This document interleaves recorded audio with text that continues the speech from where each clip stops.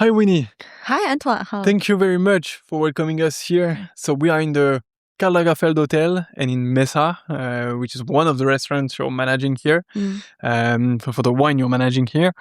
Before starting, I need to thank Pierre-Marie. So Pierre-Marie Pathieu in a previous episode put us in relationship. At the end, I always ask, who is the next person I should interview? And without hesitating, he said you need to talk to Winnie in Macau. So thank you very much, Pierre-Marie, for this. We'll talk a lot about the Macau market and the context here. But before, can you start by introducing yourself? Oh, sure. Thank you, Antoine. Thank you, Pierre-Marie. I think it's given me a great opportunity here to share my thoughts. So my name is Winnie. I'm Chinese, actually 100% made in China. So and right now I'm working in this hotel, basically resorts, Grand Lisboa Palace, or I should say SJM Group, as assistant food and beverage director, looking after wine and beverages. So how I started my career, as I always say, it's a wonderful journey. Actually, I graduated in 2010, so I started my management training in Hakkasan restaurants, actually based in Abu Dhabi. And now it's Emirates Palace. So it's a Chinese restaurant. It's also Michelin one-star restaurant. So as a management training, so basically we started with everything on the floor. So then comes to wine, was actually another interesting stories. So we often have trainings going through. So one day the hotel sommelier, his name is Anand Kumar. So he organized a tasting and organized a training for every people. I mean, all the employees in the restaurant. So the topic is about the Loire Valley. So for me, that's one of the magical lesson. Why I say that, because I'm growing up in a very, very traditional family. So in China, most of us, we never drink alcohol before we turn 18. So because you are not adults, so you won't touch any alcohol. Then that tasting or that training, basically, I don't really taste anything. For me, it's really like alcohol. When was it? You were like 18 or? That time I was past 20. I was 21 already. 21 so 21. Okay. So that, the tasting was, it's not about tasting for me on the first lesson, but it's all about the culture and about the especially the diverse, different style of the wine in that region of Loire. It's very, very huge. 1,000, still, it keeps in my mind, it's 1,100 kilometers of long river, but you can really divide it into 4 regions, and each different region, many different LCs at different styles, and then the culture left behind. So these are making me feel very, very interested. So then after first lesson, though, I move on second one. So it's a weekly training. So then slowly, maturely, I moved myself into WSET. So my first WSET level 1 was completed in 2012. So then I would say a bit greedy, or I say a bit ambitious, is when I doing level 1, I was thinking I should do level 2. So when I was doing level 2, I'm actually thinking to do level 3. So it's really like, because the knowledge really for me is very, very, I would say curiosity that brings me there. So I passed my WSET diploma in 2018. So I think completing into 6 years. But of course, Hakkasan gave me the first lesson. And after that, I advanced myself into Dubai. So it's another international city. So Dubai, I entered a hotel called Burj Al Arab. It's a cell-shaped, so 7-star hotel. We have a group of 14 sommeliers. Until now, we still have a group. We're chatting not every day, but so we do time by time. So we miss the time we actually work together. So 14 sommeliers in that time, I mean, during 2015 time, it's a very big group. And we overlook 1,200 SKUs, I mean, different labels. I think I studied myself, I mean, how to say, I deepened myself into more on cellar management, of course, more on guest experience, or especially international clientele. So I completed Burj Al Arab in 2019. So after that, it was COVID. So I put myself back to mainland China. So I joined the Grand Lisboa Palace in 2021. I studied my first job here is actually resort head sommelier. Then within a couple of years, so I, of course, build my own career. So now I'm actually assistant food and beverage director on wine and beverages. So not only on wine, of course, beverage, everything's in one plate. So you mentioned this first tasting as something revelatory for you, like you were like, this is actually what I want to do in my life and deepen my knowledge into that.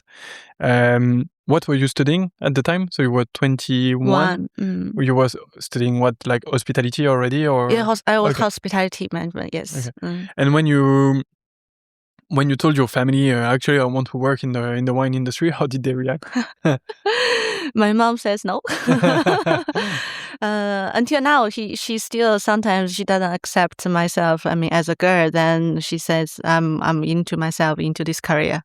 She still say, don't drink too much, And I say, okay. So, but my father actually, in a way, that both of them they support me a lot. Without them, I won't be here, because with Chinese sometimes are very family driven. And I'm the only child, so they want me to be around with them.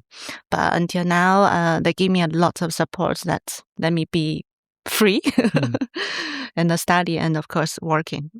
Okay. And so when you have this first tasting, what is your next step? Is that basically you enjoy it, you realize that wine industry has a lot to offer, and then you go see your teachers and you're like, how can I go deeper into it? That's an interesting question. Actually, the first class doesn't bring me too much into that. I say, okay, that would be the first that decides my career. I think at that moment, I put myself into hospitality management, but rather than specific into wine or beverage or so on.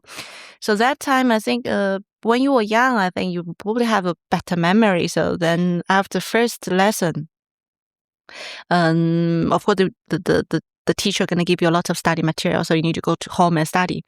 But at that time, I think 1 week after beginning of the second class, the teacher will start asking everybody about questions from the previous lesson.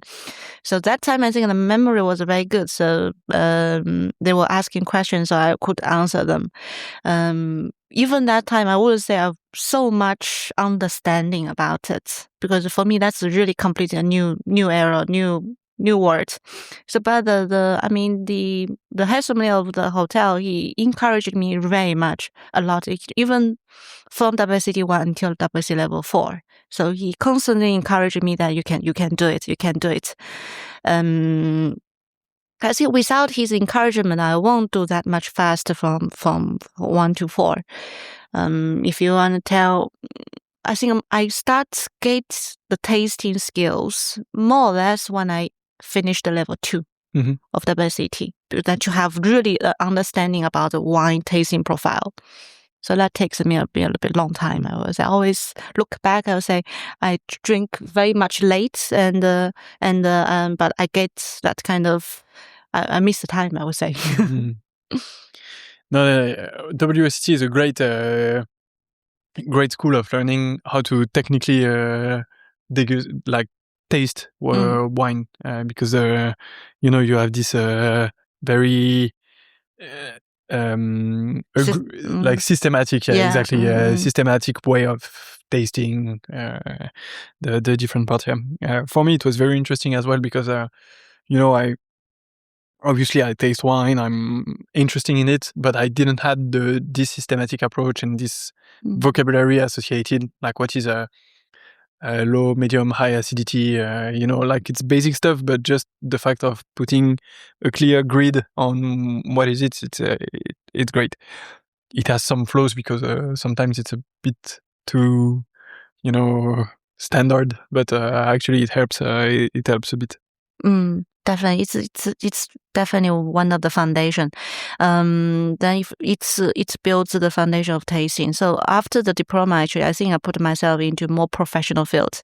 So then I pursued myself into course of Master Sommelier.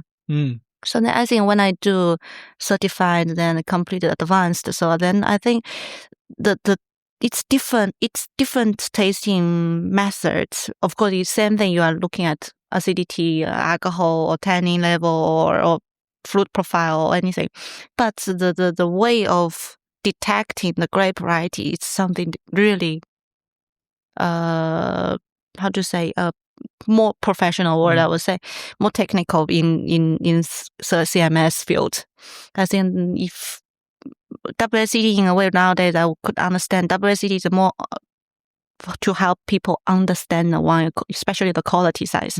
But the CMS, Cotton Master Sommelier, is more on helping people to detect what the grape variety is, vintage, and from which country. You're a Master Sommelier now? I'm not yet. Not yet. I'm Okay. a Master Sommelier candidate. I'm Okay. still, I need to have, again, need more time to study on that. And so you already tried, or you? I tried once. I tried once last year in October in London. Okay. Well, it takes time. It takes time to be Master Sommelier. A lot of people need a few tries to validate that. Yes, average. I think I need maybe 5 or 6 years to do that. So you kind of started your career in the Emirates, then professionally speaking. Yeah. How is it to arrive in? So was it in Abu Dhabi? Yes, started in Abu Dhabi. Yes. How is it to arrive? You were like 20 something, 22, 23? Yeah, 20. So 20, I entered Abu Dhabi. So it's it's interesting because people sometimes say, "Oh, how did you study wine in Middle East?" That's always a question I get. So I have the hospitality management. So I think one of the key tourism is that time is the Middle East. So I never be there. So for girls, I think it's always great to see to the world. To see I also again need to appreciate my parents. So they really support me to let me go out. So to see different worlds. Yeah. Plus, for them, it's not easy to see their girl going to the Middle East, alone at 20 or something. Yeah. And so you start as a sommelier there, assistant sommelier? Oh, I started with actually management training, just the training. So working in the restaurants. So, okay. And then you go to Dubai? Yeah, then go to Dubai. So like 4 years time in Abu Dhabi, then 4 years time in Dubai. Okay. And you were living in Abu Dhabi and then in Dubai? Yeah. It's two different companies. Yeah. So Emirates Palace was my first job. So of course we stayed in Abu Dhabi for 4 years. But that time, especially for my WSET level 3, the courses are happening in Dubai. So basically I need to travel every week to do the courses. Then after Abu Dhabi, then I moved myself into Dubai. So of course I just stay in Dubai. So Okay. And so how was it being a sommelier in Dubai? Very interesting actually. So as I mentioned, 14 sommeliers, right? We have a group of 14 sommeliers. I still remember when I received the message from the head sommelier of Burj Al Arab. So the first question he was asking me, do you feel comfortable to work with 13 men? So during the time, I mean, back to 10 years, so very rare they have a female sommelier. Very rare. Mostly they're the gentlemen, but men. So, so I feel that it's okay. I mean, I didn't think of something you really need to put the gent and the female. So the way I told him, I think I maybe feel more lucky because I have people to look after, right? So then I entered. So again, it's end of the day. I feel it's really with all our 11 boys. Later on, they have more. We have two more girls joining as well. So our team members are really working like a family and really like brothers and sisters. We help each other, and especially, in Belgium, all the restaurants, fine dining restaurants we do is a split shift. So you have lunch shift, you have dinner shift. So most of our som we work in 2 shifts. So basically all of us, you arrive in the hotel probably 11 o'clock a.m. or 12.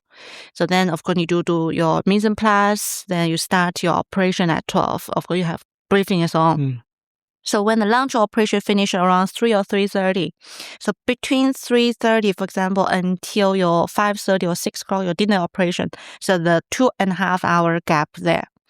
So of course, sometimes you need to work on to put all the wines back in your cellar. You make sure you some extra storage or you have some admin paperwork. But again, you always have some certain times. These 2.5 hours you are free.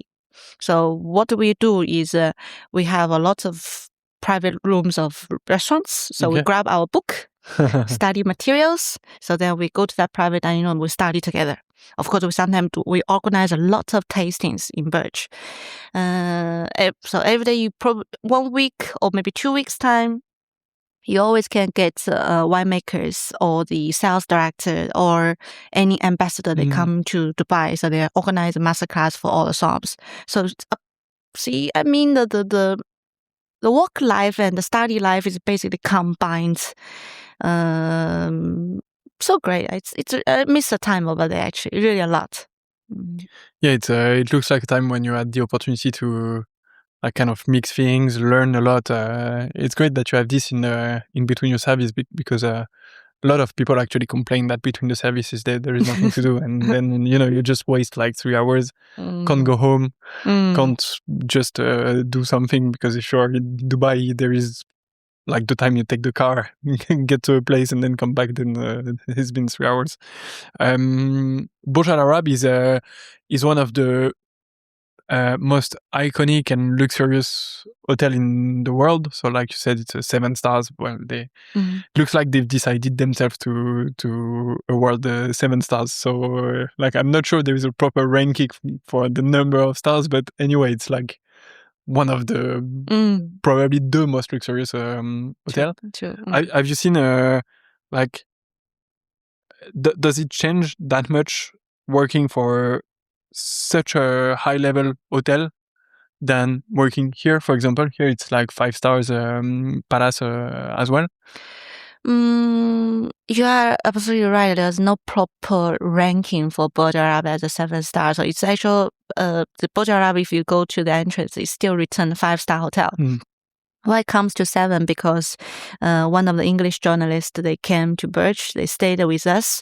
Then after he departure back to London, so he wrote a very big article, says that the experience, the services he received is over 5 stars. So he thinks that is a 7-star service. That time is really like 7 to 1, like 7 staff looking after 1 guest. I mean, that kind of ratio. So that's how the 7-star hotel comes from. Okay. There's another joke was saying that actually in entire Burj Al Arab, we use the 49 tons of gold. So even you go to the toilet, you have some corners, it's always with gold flakes. It's real gold. So it's like they said it's around 49 tons. So then when the Emirates Palace built after, so actually in Emirates Palace was talking about 56 or something, 56 tons of gold. That's why there's always say Emirates Palace like 8-star hotel. But again, no proper ranking, but in a way. Here in Macau, so our Grand Lisboa Palace Resort, we are also very special. We are the only hotel in the world. So because we have 3 hotels combined. Karl Lagerfeld is now we are standing.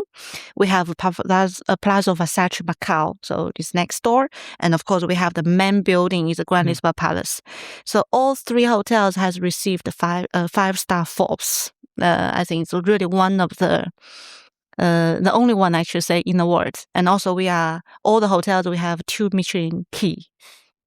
So it's, I mean, in Macau, we really also seek for the excellence on different channel, of course, in the service. And then in Macau, I would say in Asia, we care service more than anyone else. It's the same thing. We demanding, or you will say the guest expectation is not gonna lower than any other else. It's always super high.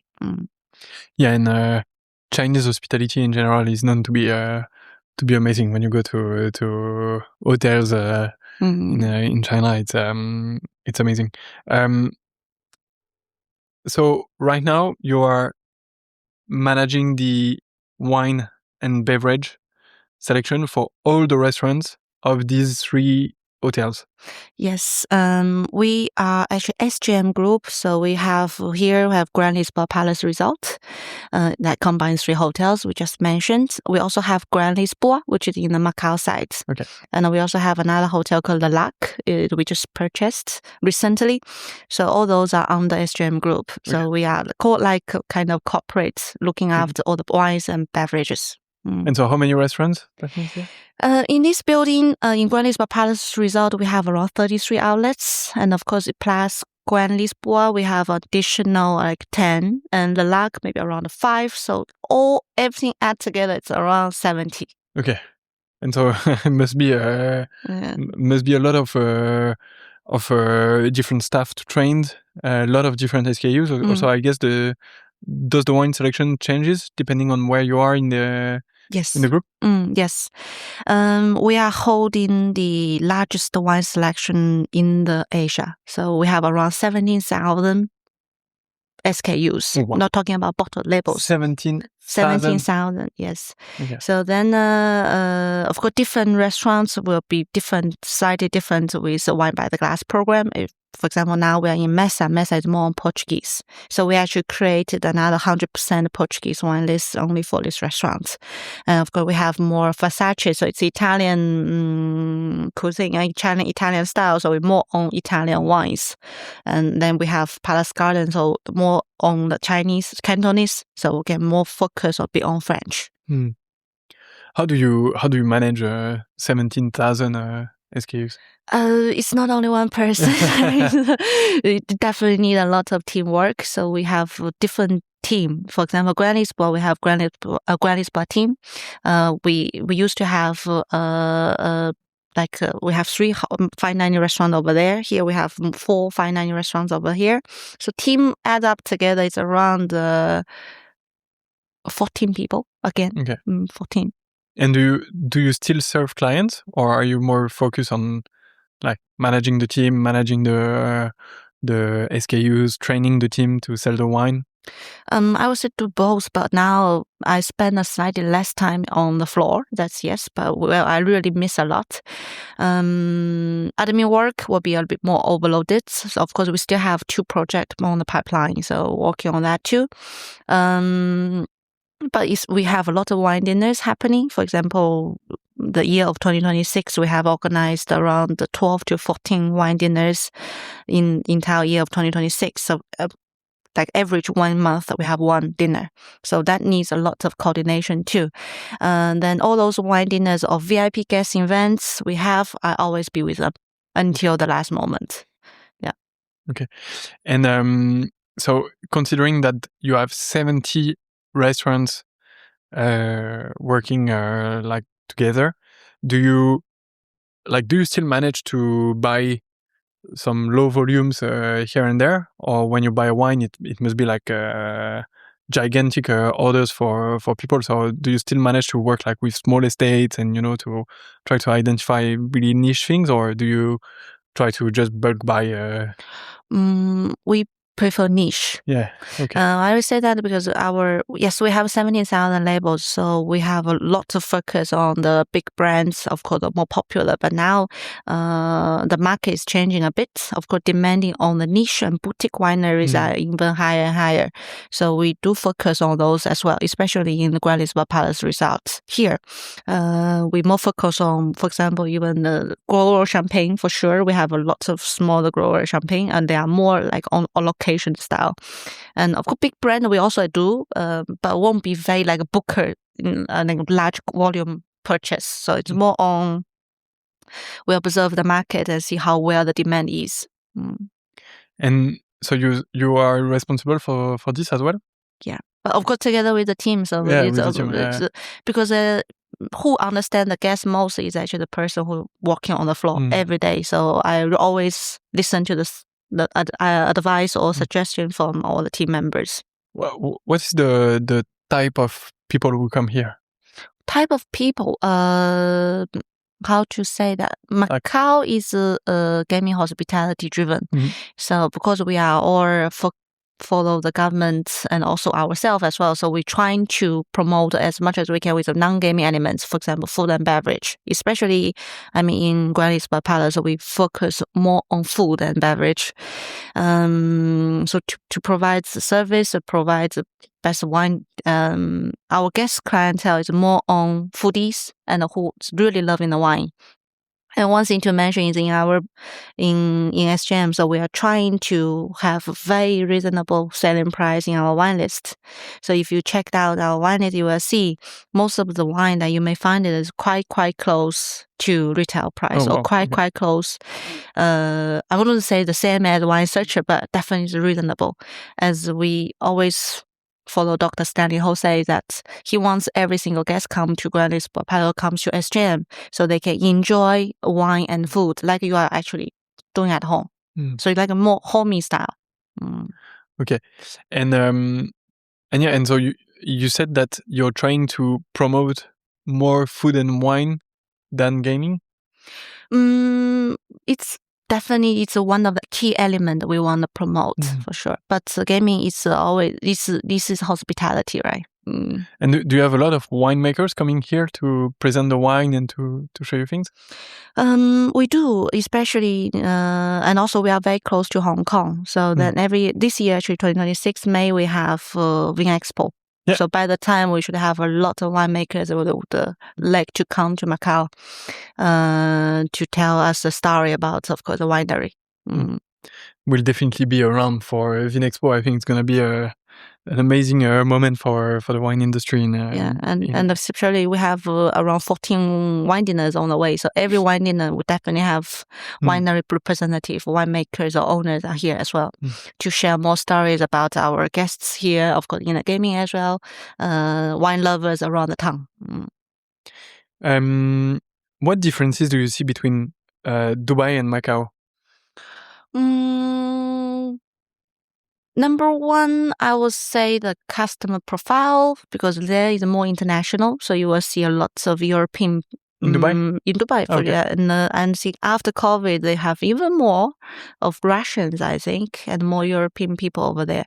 But in Macau, I would say 80% is more on Chinese, from mainland, and some are from Hong Kong, and some, of course, more. Percentage of Europeans are getting smaller and smaller.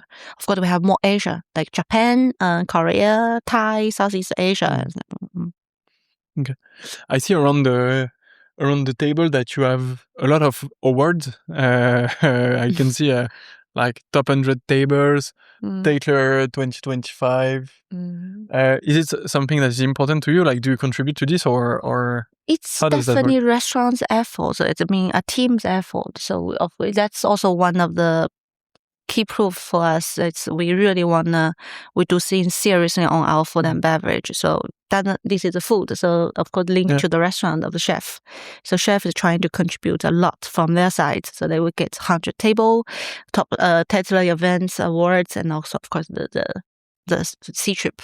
So all these awards it's team efforts. Wine, we have different wine awards. So we also participate Star Wine List, Wine Spectator, and also Awards of Fine Wine Awards. And also we do have Champagne in Asia as well. So we have different category. So, one of the topics that is very important to us is Chinese wines. So we've been kind of exploring exploring. It's a big word, but we have started exploring Chinese wines, trying to taste, trying to go see what is happening in China.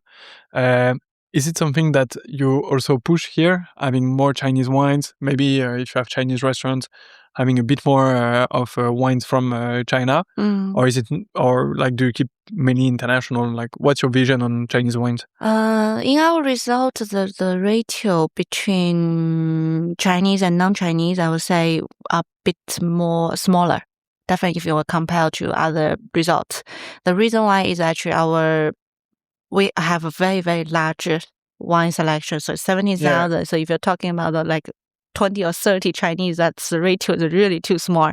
And also one thing mentioned earlier is all French wine, Italian wine, American wine, all those we actually collected them very long time back, so like 20 years ago. So that's also the reason why our price is so reasonable for wine collectors or wine lovers to come and enjoy.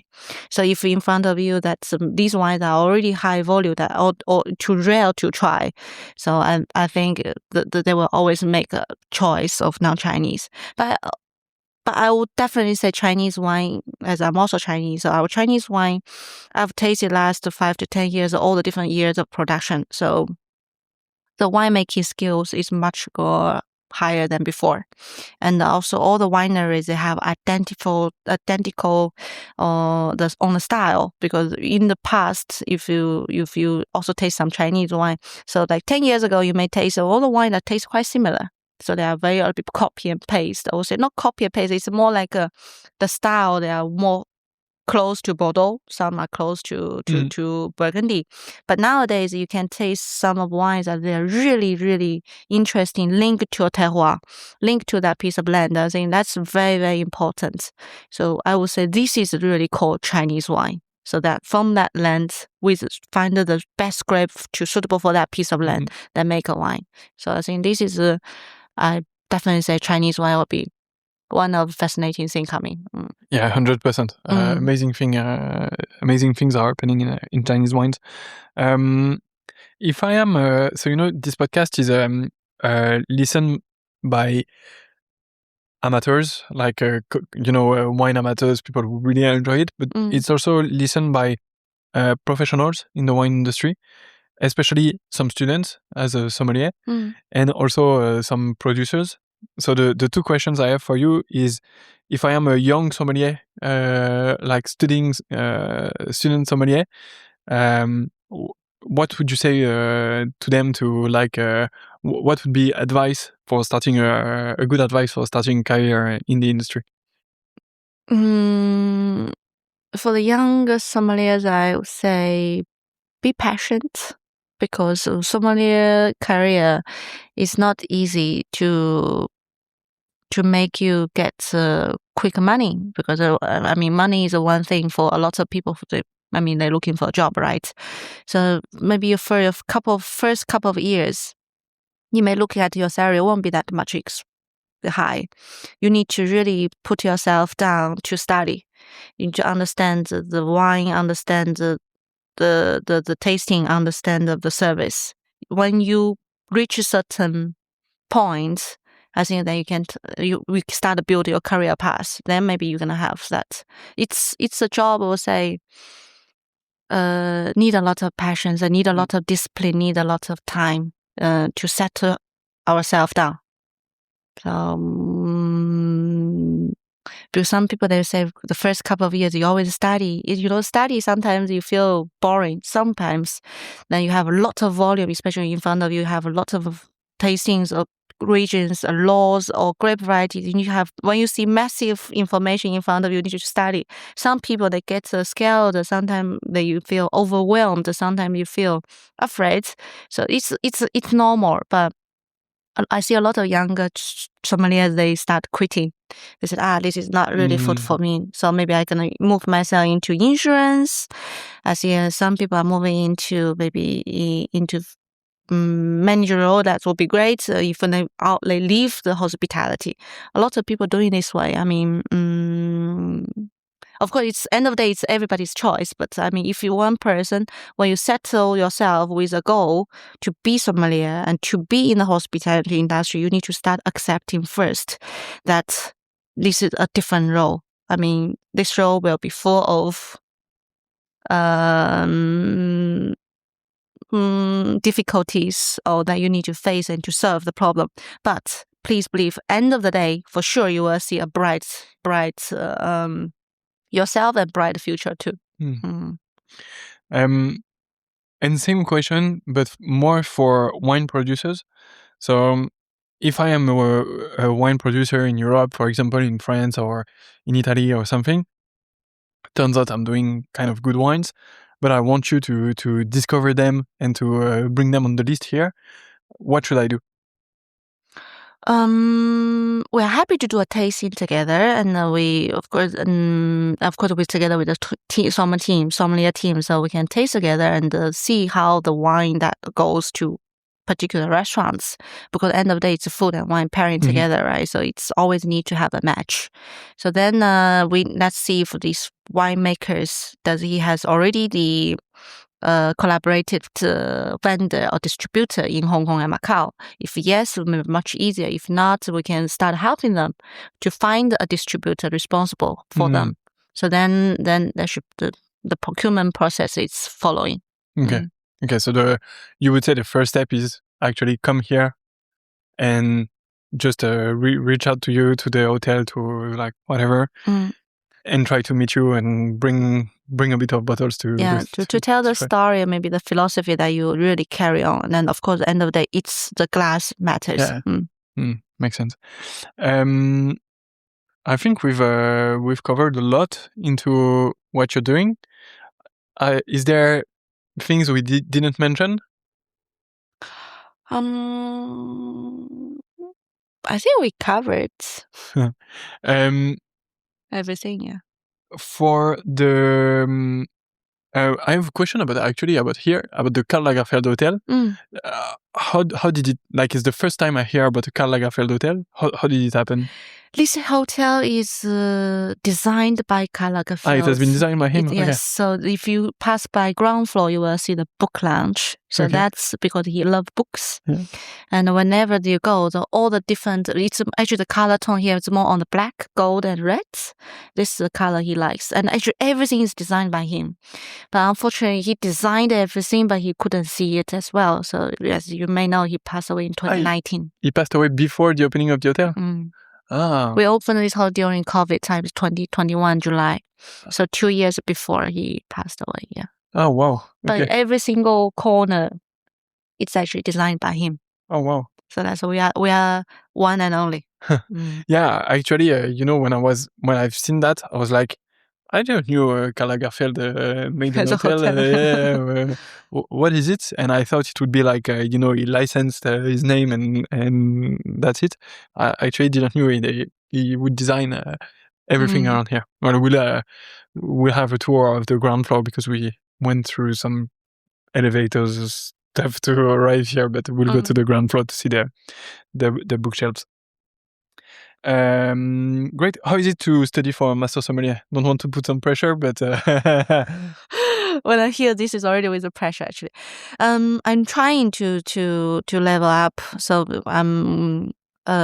as I said, I actually tried myself last year as well in October. I think it's very important to put yourself on a trial. Because every time when I hear from my friends, from people who pass exam, they're always going to tell you that there's certain things you need to face. But when you're really sitting in the exam, the pressure or the amount of studies and also the angle of the questions. So these, I think you will understand more. So after that exam, I understand more on the question and of course more on the level of the Master Sommelier is looking for. So on this, I think I'm quite clear. But another thing is the information is massive. So you just mentioned wine laws, then wine regions, sub-regions, and of course different percentage of alcohol or different percentage of residue sugar, whatever. So all those you have to understand and memorize them. Especially my workload is a bit. I sometimes need to manage my workload. So then I always say time, you need to try to squeeze the time for your own style of study. As I mentioned earlier as well, actually, I every day morning I try to wake up like 6:30 in the morning, so that's the first 2 hours for me is really my brain is much more clear and sharp. After that, if I'm moving to myself, 9 o'clock I'm already in here. I'm already in the hotels doing some start of my morning briefing and of course eventually all the works and meetings and so on. So sometimes my job finish by 10, sometimes with VIP events or wine dinners most probably finish 1 or 2. So during all the meetings, I think trying level best to see if I can squeeze that 15 minutes or 5 minutes just to go through the questions. It's very hard. I mean, for piece of advice for people whoever wants to go for Master Sommelier exam, you need to really understand your timing and of course your discipline and of course your level of managing your own things. Of course, you need to manage your work, your family, and yourself, of course. But again, I think it's a job, it's an exam to teach us how to be a bit better person. I think in terms of discipline, in terms of the level of time and effort you put in, definitely deserve for sure once you pass. Well, I wish you the best for this exam. I hope you're gonna make it. And yeah, it looks like something really huge in terms of workload and commitment. And then what would be the difference for you if tomorrow you're master sommelier? Like, will it change? What does it change in your life? That's also another good question. So, I think personally or professionally into the work, I think Master Sommelier title definitely gonna bring a lot of windows. Of course, that brings number one, the credibility that people looking at you. For example, when you are talking about a glass of water or a glass of wine, as a Master Sommelier, when you tell them something about story about or tasting notes, they may look differently from guest point of view. So I think that definitely gonna helps to build a personal, I would say, professionalism image. That would be definitely another key thing. But even talking about the personally, I would say hard work pays off because you really put a lot of time and effort, discipline and commitment to it, then you deserve that title. So for the personal, I would say you can always tell yourself, wow, you did a good job. That's one key thing for being a personal. But along with all those, I think, again, you need to come up with responsibilities. So when you're being a master sommelier, like I see Pierre-Marie, I see Ronan, they're always helping the younger generation to set up a new standard, to set up the way of learning, and of course the level of service and the level of tasting. So these are all along with responsibilities. It's not only you pass and you today is finished. You have to embrace the community and also the industry people. You know, I interviewed a few years ago Pascaline Lepeltier, who is France best sommelier in I don't know which year, and like she represented France in world best sommelier. She finished second twice, like things like that. She works in New York, and she told me something very inspiring in that. So you know, she's I don't know how to say, but like it's a title in France. It's like best worker in France in sommelier, so in sommelier, and so she can have blue, white, red color, you know, from France. And she was like, the day I feel I don't deserve this anymore, I won't wear it anymore. And like, it's not because I won 1 year in my life that I can wear that for the rest of my life without like continuing working and improving and bringing things to people, bringing the wine industry to the next step. And I think it was super inspiring because more personally speaking, at that time I was training for marathon and I was like, you know what, I do a marathon, then I can say I did a marathon and it's okay. But then talking to her, I realized that it's worth nothing if I can't continue to have such achievement in my life. Like running a marathon once is great, but being able to run it whenever you want in your life is something else. Like it's really another level. I'm not saying I could run a marathon tomorrow, but you know what I mean? Like you continue to deserve the award you acquired or the diploma you acquired. Wow, that's so inspiring, actually. So actually, and you reminds me of another person, Roberto's. He just passed his Master Sommelier last year. So this January, I was in Singapore. So he opened a new wine room called Temper in Singapore. So of course, I said I want to go there to have a look. It's a new wine lounge. Then I wanted to text him that I'm going to that Temper. So most probably we can meet up. So then. In the message, he told me, I said, where are you? He said, I'm actually home doing study. So he took a picture of that page. It's about Chile. So he's really studying. I said, oh, wow, you are doing studies. He said, yes. So he's trying to maintain that, he's already master sommelier. He expects the people expectation to him.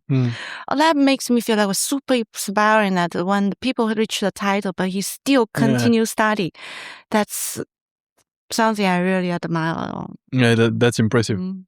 Thank you very much, Winnie, for all this. It was an amazing discussion. Thank you very much for helping us discover this Karl Lagerfeld Hotel and this atmosphere. I think that there is good learning in your career as a sommelier, and also I hope it will inspire a younger generation listening to that, and having a first glimpse in what does it look like after what it's been 10 years. Basically, you're working maybe a bit less in the industry. Now 13 years. 13 years, okay. So a bit more than 10 years. So it's a good view, for people projecting into what's gonna be the first 10 years of my career. So that's amazing. And thank you for sharing this journey. I have 3 last questions that are pretty traditional in this podcast. The first thing is, do you have a book recommendation about wine in preference? Yes, I actually do have 2 books to recommend. It's one about viticulture, one about the vinification. So, maybe for some of the people may feel it's quite a boring book, but it's really, for me, it's to understand quickly about the viticulture and vinification. That's the 2 really books I really love. One is for its viticulture and understand the vines. So, and also another one is called Understand the Wine Technology, written by Mr. David Bird. So that's one of the very old book, but I think it's still available to find. But it's really, he's trying to using some simple wording to help you understand winemaking techniques. So for that 2 books, I highly recommend. Great. We'll put link in the descriptions if you want to find it. Do you have a recent tasting that you loved, like a wine that you tasted recently that was nice? Wow, that's a very good question. Recently, maybe yesterday we were much more closer. So yesterday I tasted some wines that actually made by Michel Chapoutier. Yeah. He has a new project in Portugal. So the wine was from Portugal. The white and red, for me, it's like something interesting. The Toro Garnassino makes me feel like, wow, it's something with a lot of French touch, because it's very elegant. So I think it's something to recommend. It's not high end, but it's beautiful for amazing. And we salute Michel Chapoutier. He was one of the first person to come on the podcast. Oh yeah. But it's in French. It was at the time we were doing in French, but actually it was one of the first interviews I did, and it was an amazing discussion. Like I think I learned loads of things with this interview, and he was very into sharing. And we should do a new interview, but in English next time we see him. Actually, I don't know if he speaks super well English. We'll see. I guess he speaks well English, but yeah, very nice guy, and he kind of contributed to starting this podcast. And finally, who is the next person we should interview? I'm thinking Fennel Mark. Fennel is now the head sommelier for Alain Ducasse in COD, City of Dreams. So I think Fennel, I knew him as a very good friend. So sometimes we actually study together, doing a lot of questionnaires. So of course we through video call too. He's a very disciplined person as well, very hardworking, and he's very, very, I would say, professional into his wine world. And of course he's also another target is to build to help younger generation, to help the team to grow up. So I think I recommend him. Amazing. He's based in Macau? Yes, based in Macau. That's great. It would be a good excuse to come back. Yeah, please. So that's great news. Thank you very much, Winnie, for all this. Thank you for sharing this.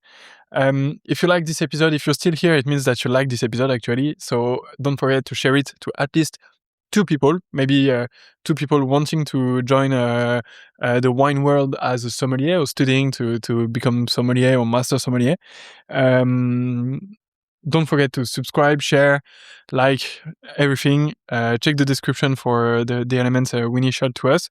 Come to Macau if you have the opportunity. Come see Mesa and the restaurants around here. Winnie, thanks again, and see you soon.